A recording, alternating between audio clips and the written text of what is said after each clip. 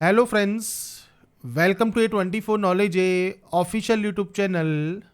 आज के इस वीडियो में हम बात करेंगे भारतीय तटरक्षक बल इंडियन कोस्ट गार्ड की न्यू रिक्रूटमेंट नोटिफिकेशन के ऑनलाइन फॉर्म अप्लाई प्रोसेस के बारे में। तो यहाँ पर जो ये नोटिफिकेशन है जॉइन इंडियन कोस्ट गार्ड में, ये आपके फ्रेंड्स नाविक जनरल ड्यूटी एंड यांत्रिक पोस्ट के लिए जारी किया गया है, जो कि 01/2025 बैच रहेगा। 13 जून 2024 से आपके फॉर्म स्टार्ट हो गए हैं। 3 जुलाई 2024 तक आप इसमें ऑनलाइन आवेदन कर सकते हैं और फॉर्म यहाँ पर केवल मेल इंडियन सिटीजन ही यहाँ पर अप्लाई करेंगे। अगर आप फ्रेंड्स 12वीं क्लास पास आउट हैं मैथ एंड फिजिक्स के साथ, या फ्रेंड्स आपने 10th किया हुआ है, साथ में आपके पास डिप्लोमा है, तो आप इसमें आवेदन यहाँ पर कर सकते हैं। अब बात करेंगे कैसे आप इसमें आवेदन करेंगे इस बारे में। और इस वीडियो को स्टार्ट करने से पहले अगर अभी तक आपने हमारे चैनल को सब्सक्राइब नहीं किया है, सब्सक्राइब करें, शेयर करें, लाइक करें, जिससे आपको आने वाली सारी अपडेट्स मिल सके। साथ में इस वैकेंसी से रिलेटेड जानकारी आपको jobrasta.com पर देखने को मिल जाएगी। अब फ्रेंड्स यहाँ पर देखिए, ये इसका ऑफिशियल पोर्टल है। आपको यहाँ पर सबसे पहले क्रिएट अकाउंट करना होगा। इसके लिए आपको यहाँ पर सबसे पहले देना होगा आपका नाम। तो आप यहाँ पर आपके मैट्रिकुलेशन मार्कशीट के अकॉर्डिंग आपका नाम यहाँ पर एंटर करेंगे। इसके बाद आपको फ्रेंड्स यहाँ पर आपका जो फादर नेम है वो आपको देना होगा, आपका मदर नेम आपको यहाँ पर एंटर करना होगा। इसके बाद नेशनलिटी आपको यहाँ पर सेलेक्ट करनी है। इसके बाद यहाँ पर आपको जेंडर सेलेक्ट करना है। आपको आपका मेल आईडी और मोबाइल नंबर एंटर करना है और उसके बाद जनरेट ओटीपी करना है। आपके मेल आईडी पर जो ओटीपी आएगी वो आप यहाँ पर एंटर करेंगे। आपके पास मोबाइल पर जो ओटीपी आएगी वो आप यहाँ पर एंटर करेंगे। इसके बाद इस वैकेंसी से रिलेटेड जानकारी आपको कैसे प्राप्त हुई, आप यहाँ पर अपने अकॉर्डिंग जो भी जानकारी देना चाहें वो आप यहाँ पर दे सकते हैं।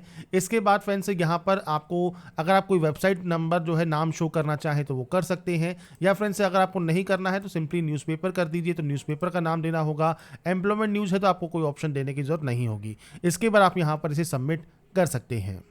इसके बाद फ्रेंड्स अब आपको यहाँ पर लॉगिन करना होगा। तो इसके लिए फ्रेंड्स एक पासवर्ड आपकी मेल आईडी पर आपको सेंड किया जाएगा।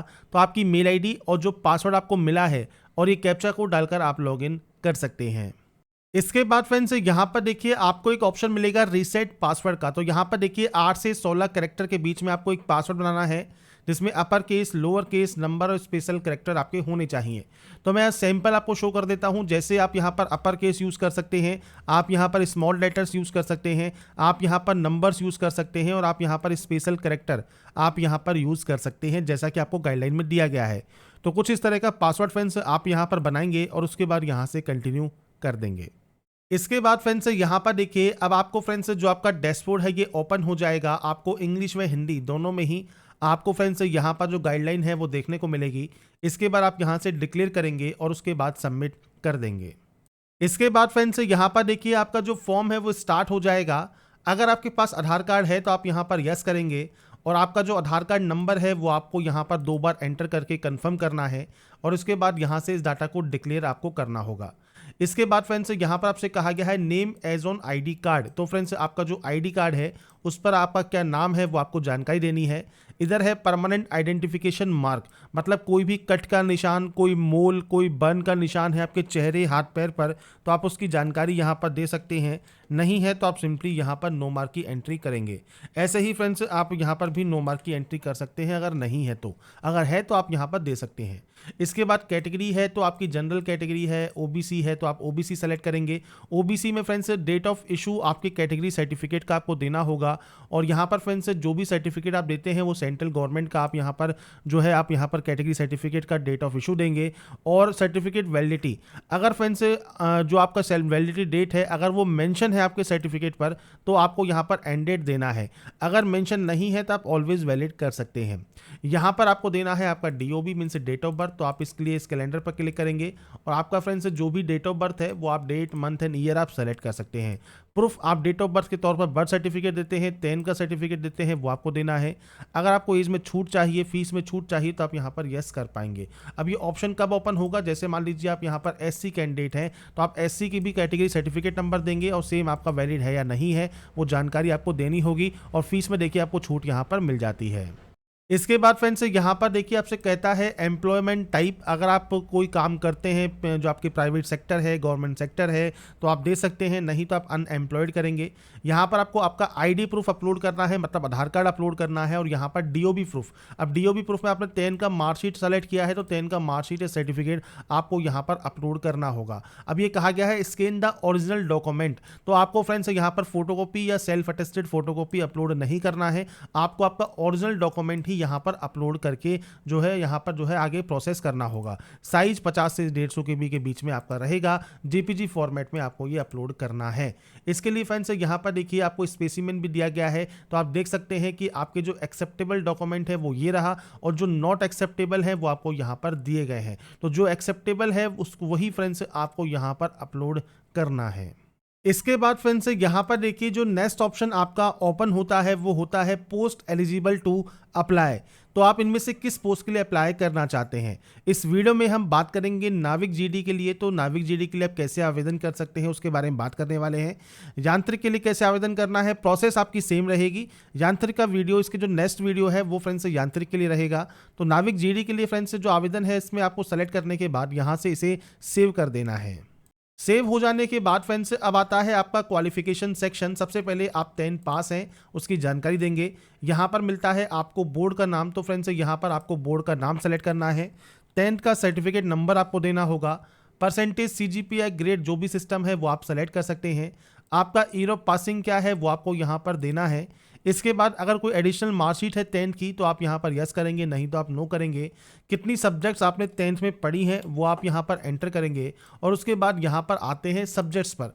तो अब यहाँ पर देखिए फ्रेंड्स आपकी जितनी सब्जेक्ट्स हैं उनको फ्रेंड्स आप यहाँ पर देखिए ऐड करेंगे। जैसे सबसे पहले आपका यहाँ पर सब्जेक्ट है मान लीजिए हिंदी, तो आप हिंदी सेलेक्ट करेंगे, यहाँ पर आप देंगे ऑब्टेन मार्क्स और यहाँ पर देंगे मैक्सिमम मार्क्स। ऐसे ही मान लीजिए आपके पास कोई और सब्जेक्ट है तो आप यहाँ पर जितनी भी सब्जेक्ट्स आपने पढ़ी हैं उसकी आप यहाँ पर एंट्री कर सकते हैं। तो ये फ्रेंड्स आपके ऊपर डिपेंड करता है आपने इनमें से कौन सी सब्जेक्ट पढ़ी हुई है। आपने जो सब्जेक्ट यहाँ पर पढ़ी हैं आप उनके जो नंबर्स हैं वो आप यहाँ पर एंटर कर देंगे। तो यहाँ पर फ्रेंड्स देखिए मैंने सिर्फ सैंपल के तौर पर यहाँ पर नंबर्स ऐड कर दिए हैं। आप यहाँ पर इस डाटा को सेव कर देंगे। 10th क्वालिफिकेशन सेव होने के बाद अब आएंगे आप 12th पर। अब 12th पर आने के बाद फ्रेंड्स आपको सेम पूछता है कि आप पास है या नहीं है। इसके बाद फ्रेंड्स यहाँ पर कौन सी बोर्ड से आपने इसको पास किया है। इसके बाद 12th का सर्टिफिकेट नंबर क्या है, आपका सेम परसेंटेज है, CGPA है, आपका ईयर ऑफ पासिंग क्या है वो आपको यहाँ पर देना होगा। कोई एडिशनल मार्कशीट है या नहीं है, नंबर ऑफ सब्जेक्ट्स कितनी है वो आपको देना है, और उसके बाद सेम यहाँ पर देखिए आपको नंबर्स ऑफ जो सब्जेक्ट हैं उसकी एंट्री करनी है। अब यहाँ पर देखिए जो फिजिक्स एंड मैथमेटिक्स है उसके जो नंबर्स हैं वो आपको यहाँ पर एंटर करना कंपलसरी है, क्योंकि आपके पास 10+2 में ये होनी चाहिए।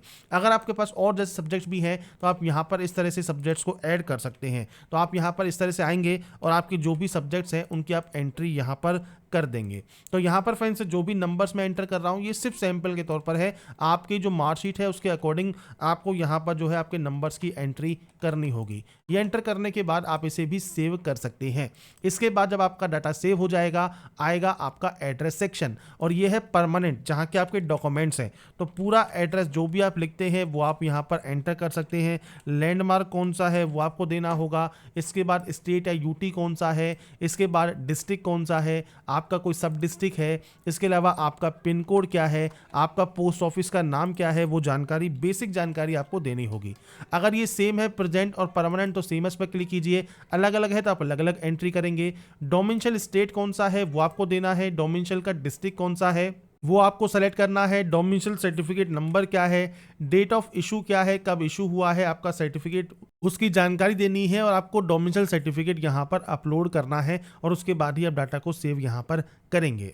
इसके बाद फ्रेंड्स एडिशनल इन्फॉर्मेशन हैं, जैसे फ्रेंड्स अगर आप डिस्चार्ज हुए हैं इंडियन आर्मी से, इंडियन नेवी से, इंडियन एयरफोर्स से, तो आप यहाँ पर यस या नो कर सकते हैं।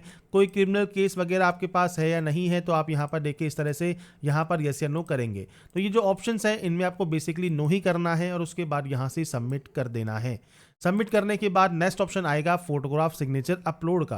तो यहाँ पर देखिए आपको दोबारा से गाइडलाइन दी गई है। एक्सेप्टेबल जो फोटो है वो आपकी ये है, इस तरह की फोटो आपकी होनी चाहिए, इस तरह की फोटो आपकी एक्सेप्टेबल नहीं है। तो इसलिए जो भी एक्सेप्टेबल फोटो है उसी तरह की फोटो आपको अपलोड करनी है। और ध्यान रखिएगा जब आप फोटो यहाँ पर अपलोड करेंगे तो आपको जो फाइल का नाम होता है तो वो आपको नाम यही रखना है, passport_photograph। अगर उसके फाइल का नाम ये नहीं हुआ तो जो है फाइल आपकी अपलोड नहीं होगी। तो स्कैन करने के बाद जब आप फाइल को रीनेम करते हैं तो आपको रीनेम में फोटो का जो नाम है वो ये रखना है, सिग्नेचर का नाम आपको ये रखना है और उसके बाद थंब इंप्रेशन का नाम आपको ये वाला रखना होगा। इसके बाद फ्रेंड्स आप नीचे आएंगे और यहाँ पर करेंगे कैप्चर लाइव इमेज। अब यहाँ पर फ्रेंड्स देखिए कैप्चरिंग जो करेंगे फोटो आपको फ्रेंड्स परमिशन देनी होगी आपके ब्राउजर को। आपका जो वेब कैमरा है स्टार्ट कैमरा पर आप क्लिक करेंगे, आपके कैमरे को आप परमिशन देंगे और उसके बाद लाइव फोटो आप यहाँ पर कैप्चर करेंगे। लाइव फोटो कैप्चर करने के बाद ही आप सेव करके नेक्स्ट स्टेप पर जा सकते हैं। बस ये ध्यान रखिएगा लाइव फोटो आपकी जो है सिंपल बैकग्राउंड के बीच में होनी चाहिए। और यहाँ पर जो आपकी जो इमेज आपको अपलोड करनी है उसका मैंने आपको जो है दिखा दिया है कैसी फोटो आपकी यहाँ पर ये होनी चाहिए। ये चीज़ आपकी क्लियर हो तभी फोटो आपकी यहाँ पर एक्सेप्ट मानी जाएगी। इसके बाद फ्रेंड्स आपके देखिए फोटो यहाँ पर अपलोड करने के बाद अब आपको यहाँ पर आपके एग्जाम सिटी प्रेफरेंस देना होगा। तो आपके अकॉर्डिंग जो भी सिटी या डिस्ट्रिक्ट आप यहाँ पर अपने सेंटर्स को देना चाहें वो आप यहाँ पर दे सकते हैं। अब यहाँ पर फ्रेंड्स जो ऑप्शंस हैं वो आपको यहाँ मिलते हैं 5 सेंटर्स चूज़ करने के।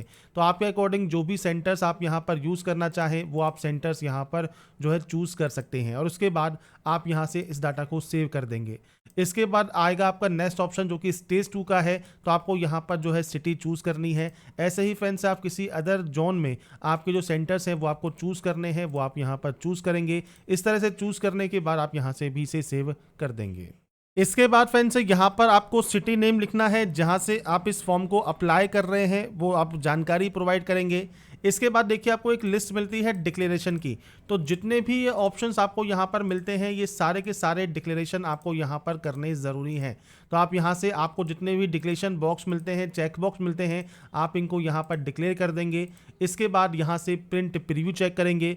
प्रिंट प्रीव्यू चेक करने के बाद आप नीचे आएंगे। अब आपसे यहाँ पर पूछता है कि आपने प्रिंट प्रीव्यू सबमिट करने से पहले चेक कर लिया है। आपने कर लिया होगा तो आप यहाँ पर यस करेंगे।